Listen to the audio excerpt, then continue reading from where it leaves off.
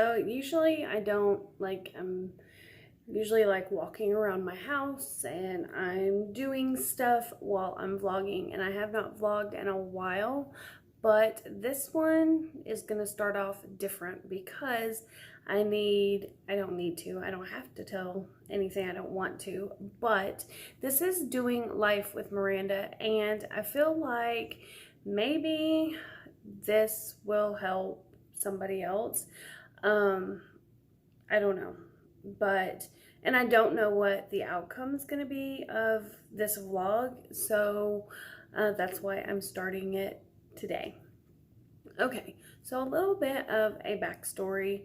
I'd say about, let me start off by saying when I was 26 years old, I had already had 3 children. I am married to the same man, and I had pretty easy pregnancies pretty much with all of my kids. It was the labors almost that went awry. Like my first one, I was in natural labor for a very long time, and then I had to have a C-section because he got stuck in the birth canal, and I had gotten an epidural like when I was 7 centimeters, so I pretty much went the whole time without any kind of drugs. But then my second one with Austin, I had to have a scheduled C-section because I got the flu. I was very sick, and which in turn made his oxygen scores low when they did the ultrasound, so they took him 2 weeks early. And then Matthew, I had already had 2 previous C-sections, so I had a third. And his, was pretty easy.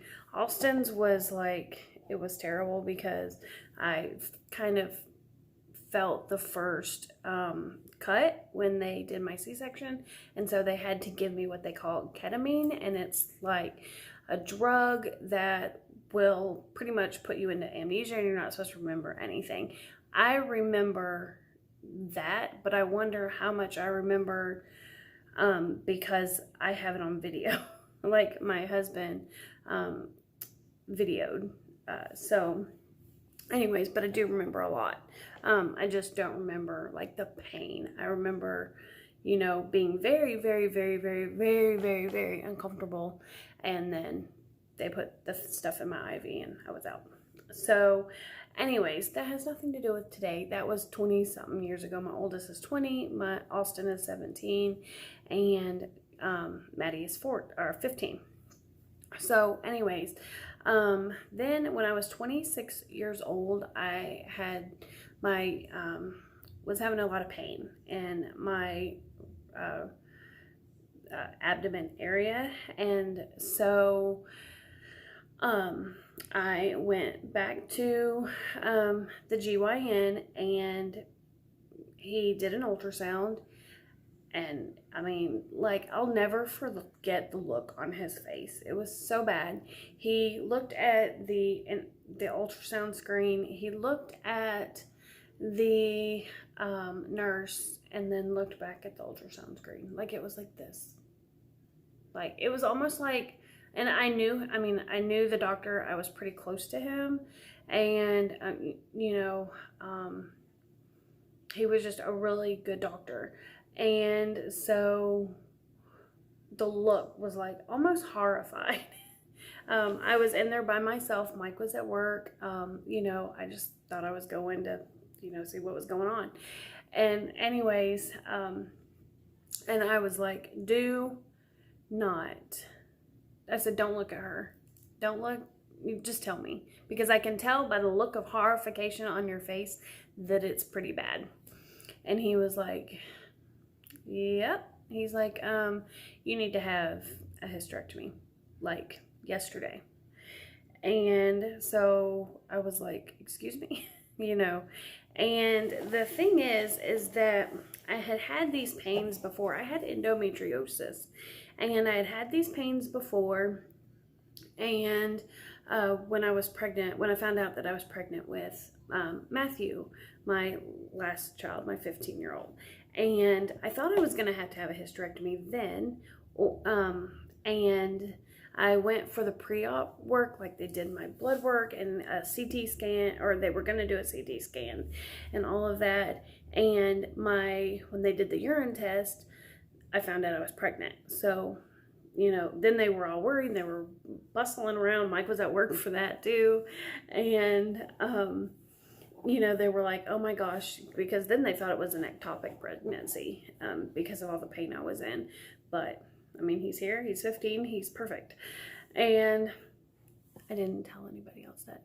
If my other children watch this, he's pretty close to perfect. But, you know, all of you are perfect in your own way. Anyways, so I didn't have a hysterectomy. Well, when I was 26, then I go to the doctor and I have this pain, and he's like, you need a hysterectomy, like yesterday. And I said, wow, what happened? And he said, I said, what did you see on the ultrasound? And he said, well, your uterus has flipped and attached itself to your stomach. And I was like, well, you know, what if I wanted to have more kids? I'm not saying that I did or I didn't. I had my tubes tied, which I regretted. And he said, not possible. He said, if you were to get pregnant, he said, that baby would be so heavy, you know, that, you know, your uterus could detach and you'd bleed to death before you ever got to a hospital. He said, so if you want to be a mom to your other 3 kids, you need the surgery. So I was very, very upset. It was horrible. And when Mike got home, I guess I told him. But anyways, so I went into surgery the next day. I did ask him, I think, to wait maybe it was 2 days. I waited 2 days, I think, because I had 3 kids at home. I had to secure a place for them to go. And I think they probably went to my grandparents. But anyway, so that's what happened. And when he went in there, the surgery lasted longer than he thought. He said it was pretty bad. So anyways, jump to 2019. I am 39 years old. I'm already at like 7 minutes and 36 seconds. So I don't know. Maybe I don't know. Anyways, it might be kind of long. But I have been having this pain for about a week in my right pelvic area. This might be TMI. So if you're younger and you're watching this, you might not want to because, you know, I'm going to try to be as modest about it as I can. So anyways, I've been having this horrible pain in my lower pelvic bone and my back, and I've been working through it, trying, you know, to just thinking it was going to go away. Well, by Saturday, today is Tuesday, by Saturday, the pain was so bad, I couldn't stand it. I really thought I had a kidney stone, to be honest. And that's what I'd been chalking it up to, was it's probably a kidney stone, it'll pass. And by Saturday, the pain was so bad, it was unbearable. So Mike took me to the ER, and they thought it was a kidney stone as well. They did a CT scan, they gave me some pain medicine, and they were like, you know, we're pretty sure it's a kidney stone. Hooked me up to some fluids, drew my blood. I have a bruise there and I have a bruise there, and that one's starting to go away. But, you know, drew my blood and took gave me the IVs. So I go back to the CT scan, and I can hear Will and me back there, and the nurse is like, we're taking bets that it's a kidney stone. And the lady's like, okay. So a little bit later, I come back and they bring me the test results, and she goes, not a kidney stone. She said, you have 2 kidney stones, but they're not causing your pain. They're way up high. They're not causing any troubles. So I was like, okay. She said, I want to do an ultrasound. because she said, you still have your right ovary, correct? And I said, well, I knew I had one, but I didn't know which one. And she said, well, you have the right, and we have found a mass on that ovary. So I was like, okay. She wanted to do an ultrasound. They did a topical ultrasound, and then they did the insertion wand, whatever that thing is called. I don't remember. But anyways, they did both. Was not fun at all. By this time, they had given me a Toradol shot, and they gave me a fentanyl. The pain was still there. So they ended up giving me a third dose of a pain reliever. They upped the fentanyl. And so by now I've had 3, shots of a pain medication, and, it was barely taking the edge off my pain. So I had the ultrasound. That was very uncomfortable, and I waited, and she came back. She pretty much just said, I'm gonna need you to follow up with your doctor. She said, it's not anything that we want to admit you for right now. She said, but ASAP, go and find a doctor. So I asked her, one of the things about that I do when, especially if I'm in a new place, we have not been here that long. I was seeing my regular doctor when I went back to Tennessee, and he just did my annual checkups and whatnot. And so I don't know a GYN here except for who Haley sees for the baby doctor, and I'd never met him. And so she said, I asked her, I said, she gave me the 3 people that, who had privileges. And she said, and I just asked her, I said, are you a mother? And she said, yep, I'm a mom. And I said, okay. I said, well, who would you go to? Who would you send your mother to, or your daughter, or whoever? Who would you send your family to? And it always shocks people, I think. I don't think that people get asked that. Like, doctors get asked that very often, and you should be asking your doctors things like that. If you don't know people, if you don't know doctors in your area, be asking questions all the time. Get them to answer your questions. And she was like, that's a very good question. She said, I've never had anybody ask me that before. And she said, Dr. Alvin. So she, which I had heard that name before because that's who Haley sees for the baby doctor for her pregnancy. And so that's who I went to. So yesterday, Monday, I called at 8 a.m. and she got me in, by 1 o'clock. And they did another ultrasound, and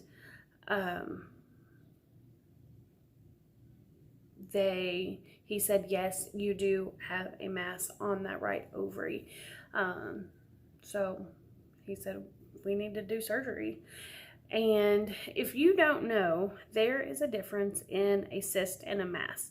A cyst usually has fluid in it, okay? A mass is more, or a mass is linked with like tumor.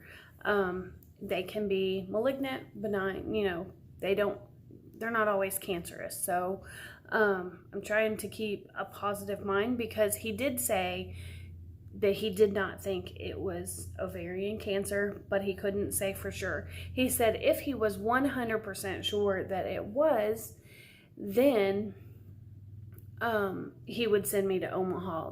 He would have sent me that day, and I would have gone to surgery. But he asked me, he said, we can do it here where we live, or you can still go to Omaha. He said, I'll get you in as quick as I can. And he said, but he said, I don't think that's what it is. He said, but I just don't know. And when I don't know, then you got to go find out. So, and he wants to get rid of the pain as well. But his number one concern is to see if it's ovarian cancer.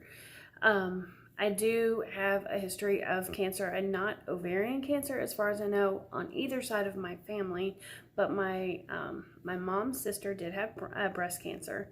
My mom and my grandmother both died of cancer, but they were lung cancers. So, you know, but, you know, I did, you know, since he said it wasn't 100% and that, you know, he could do the surgery on Wednesday, then, you know, I have my son and Haley here who are pretty much expecting, I mean, they've got 2 weeks till their due date. I didn't want to be stuck in Omaha if I didn't have to be. And the only difference would have been that Omaha, they would have done surgery and they would have tested this mass there, I guess that day, from what I understand. But this way, he'll have to send it off to Omaha, and it'll be a little bit before I get the results back. So that's what's happening. Tomorrow I go into surgery. We don't know if it'll be a laparoscopic. We don't know if he'll have to cut me open. He did just say that, number one, that they have a surgery center here where we live, but he didn't feel comfortable me going to the surgery center because I had such a hard time with my with my hysterectomy that he needed other general surgeons in hospital setting. That's where he felt comfortable for me to have the surgery. So hopefully it'll be nothing, but the next part of this video will, our vlog, will be me getting ready to go to surgery. So anyways, hopefully Mike, I know that a couple of my close YouTube friends, Robin and Sarah and Gina and Pam, you know, a lot of them have, you know, really want Mike to keep them informed and let them know what's going on. So, you know, he will of course text y'all, but for everybody else, just keep me in your prayers. Let's hope that this is non-cancerous and that I'll be around for a very, very long time to see this grandbaby be born. And, you know, we'll just find out. So tomorrow we'll get ready to go to the hospital in the next part of the vlog that you'll see. And we'll just keep this vlog going in parts because I don't know what he's going to say or how the outcome's going to come. And I don't know how many parts it'll be, but I'm going to put it in a playlist and we'll just go from there. All right, make sure that you are asking your doctors all the questions you need to. And when you feel comfortable, like they have answered anything you need to know, then, you know, go home and do your research. Talk about it with your families. But fingers crossed, and I will see y'all tomorrow.